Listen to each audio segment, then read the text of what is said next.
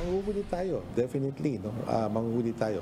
Kaya ngayon pa lang, kung may problema, ayusin na kagad. 2 weeks pa naman. 2 weeks pa naman.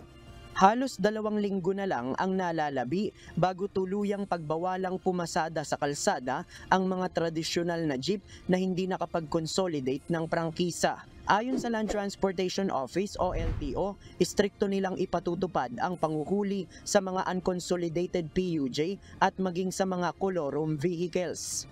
Ang mga mahuhuli ay maaaring mapatawan ng mula 6 na taon hanggang 12 taon na pagkakakulong dahil sa pagiging kolorum at maaari pang ma-impound ang sasakyan. Ngunit ayon sa LTO, masusi pa nilang pinag-aaralan ang istriktong implementasyon ng panguhuli dahil posibleng kapusin ang masasakyan ng mga pasahero. Paliwanag ni LTO Chief Assistant Secretary Vigor Mendoza, kapag nagsasagawa sila ng operasyon, nababawasan ang nasasakyan ng mga pasahero. Maaaring ganito rin anya ang maging senaryo pagsapit ng February 1. LTO presence pa lang sa Cubao, nababawasan na kaagad yung mga sasakyan. Nakikita nila. No? So yung mga colorum na tumatakbo, hindi mo na tumatakbo. Ang report sa amin, medyo humaba ang pila ng mga pasahero sa Cubao nung nag-implement ang LTO ng enforcement drive hanggang gabi.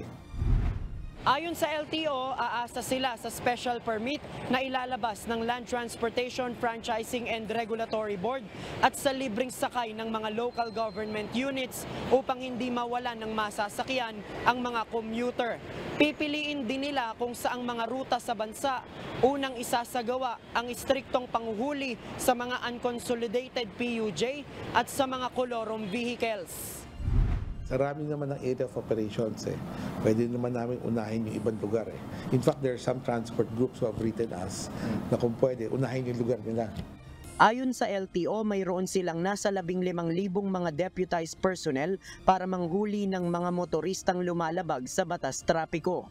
Kanina nagsagawa ang LTO ng command conference meeting sa kanilang head office sa Quezon City kasama ang kanilang mga regional directors. Napag-usapan sa pagpupulong ang mga protocol na gagawin sa panguhuli pagsapit ng February 1. Samantala sa mga naunang pahayag ng Department of Transportation at ng LTFRB, sinabi ng mga ahensya na walang mararanasang transport crisis pagsapit ng Pebrero. Ito anila ay dahil sa iba pang mode of transportation na maaaring masakyan ng mga pasahero bukod sa mga tradisyonal na jeep na mawawala. JP Nunez, UNTV, News and Rescue. Diyos ang aming sandigan, serbisyo publiko ang aming pinahahalagahan.